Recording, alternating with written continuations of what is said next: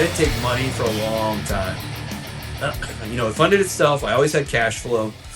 Now, of course, I was learning all kind of things on the way too. I mean, there's all kind of hurdles and things you got to do to kind of keep continuing to grow. But um, yeah, I was fortunate in that it always financed itself, and that was the goal. I kind of promised my now wife, that I would never hurt the family with this, but this is something I believe I can do, and you got to trust me on this. But I think I could do this, and once we got to a point where I could maybe shave a little off the top for ourselves, it was maybe like a car payment or something like that I was able to take a month.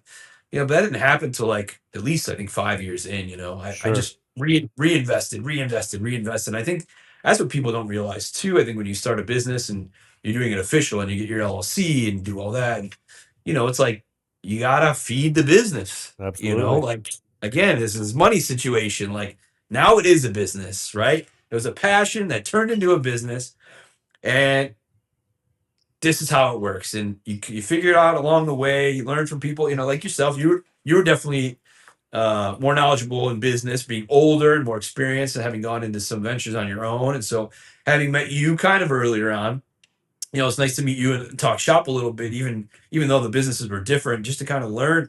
I take from whoever I could to just kind of Yeah, learn more and get that's better how and I more would do the knowledgeable. same thing. Like it really, Yeah, it's almost like it doesn't matter what the business is, because yeah, all businesses run into the same issues. So, yes, when I started the brewery, it was like there was no one to teach me how to do any of that shit. So, I had a business partner in it, and he knew, as much as I did. Oh, can you, okay, I can small batch beer, wonderful. Who can't? But running a right. business is a whole different thing. So it's like anyone that I would meet that would be running a small business, you just pick their brain on.